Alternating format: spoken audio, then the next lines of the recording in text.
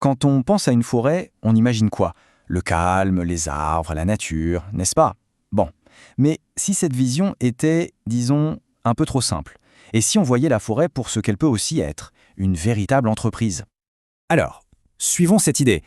Une forêt, ce n'est pas juste une collection d'arbres, non, c'est bien plus que ça. C'est un actif vraiment dynamique, un investissement avec plusieurs facettes, plusieurs leviers, qui peut générer des revenus de manière parfois assez surprenante. Bon, on commence par la base, le plus évident, le bois. Forcément, c'est la première chose qui vient à l'esprit quand on parle de revenus forestiers. Mais attention, même là, c'est beaucoup plus stratégique qu'on ne le pense.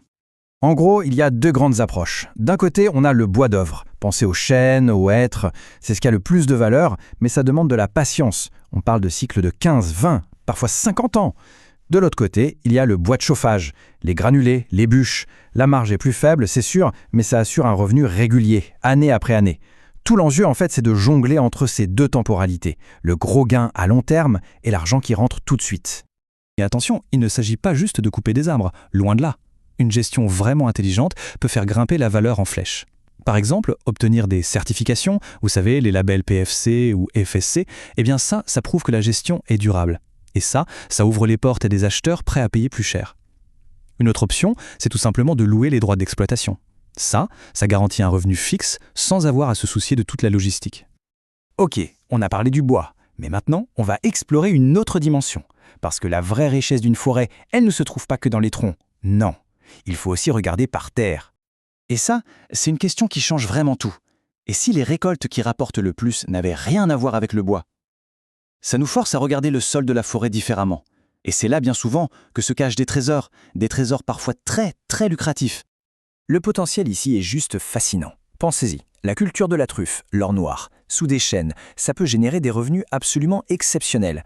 Ou, plus simplement, la cueillette de champignons, les morilles, les girolles. En vendant des permis de cueillette, on transforme une simple promenade en forêt en une source de profit direct.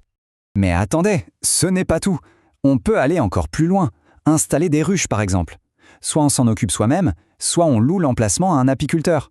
Dans les deux cas, c'est un revenu en plus, grâce au miel, à la propolis. Et on peut même imaginer cultiver des plantes médicinales ou aromatiques, pour des marchés très spécifiques, comme les laboratoires ou les distilleries. Alors voilà, on a fait le tour des produits qu'on peut récolter. Maintenant, on change complètement d'angle. On va monétiser la forêt, non plus pour ce qu'elle produit, mais pour ce qu'elle est.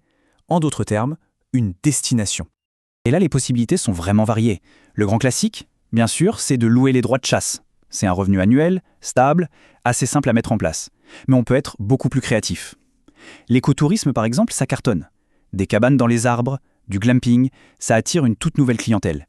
Et puis pourquoi pas, louer une belle clairière pour des mariages, des séminaires d'entreprise. On transforme un bout de nature en lieu d'événementiel. Bon, on a vu le bois, les produits du sol, les expériences. Maintenant, on aborde la partie la plus moderne et peut-être la plus abstraite de la valeur d'une forêt. On va parler de comment monétiser ce que la forêt fait pour la planète. Des services qu'on ne voit pas, mais qui ont une valeur immense.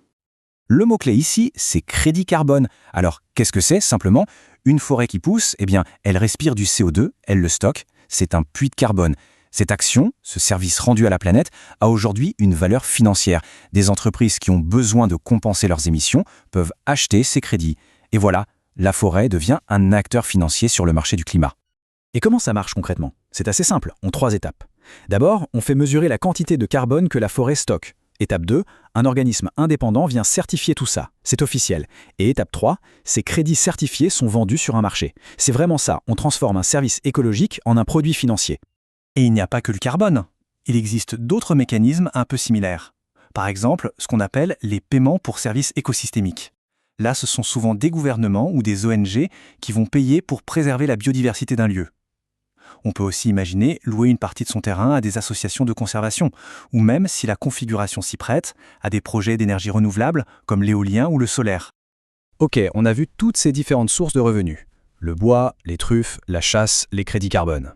Maintenant, la grande question, c'est comment on assemble tout ça? Comment on passe de toutes ces idées à une vraie stratégie d'investissement qui tient la route? Parce que, évidemment, le succès n'est pas automatique. Ça dépend de facteurs très concrets. Il faut bien choisir ses essences d'arbres. Avoir une forêt bien accessible pour le transport, c'est crucial. On a parlé des certifications de gestion durable, c'est un vrai plus. Et bien sûr, il faut connaître son marché local. Qui achète le bois? Y a-t-il un potentiel touristique? C'est la base. Et on en arrive à l'idée vraiment centrale. Le secret, ce n'est pas de tout miser sur une seule activité. Non. Les modèles qui fonctionnent le mieux sont ceux qui combinent plusieurs choses, un peu de bois, un peu de chasse, de l'apiculture, des crédits carbone. C'est cette diversification qui rend le modèle à la fois solide et rentable. On peut visualiser ça très simplement. D'un côté, on a le gros revenu du bois d'œuvre, mais il n'arrive que tous les 20 ou 30 ans. À côté de ça, on ajoute les revenus du bail de chasse, qui tombent chaque année, on ajoute les crédits carbone, qui sont aussi réguliers, et puis les petits revenus de l'apiculture. En fait, les revenus stables et réguliers viennent lisser les pics et les creux. L'ensemble devient beaucoup plus solide. Et comme si ça ne suffisait pas, il y a la cerise sur le gâteau, les avantages fiscaux. Il faut savoir que bien souvent, l'investissement forestier, s'il est bien géré, donne droit à des avantages très intéressants sur les impôts, que ce soit sur la fortune ou sur la succession. C'est un bonus non négligeable qui vient encore améliorer le rendement final.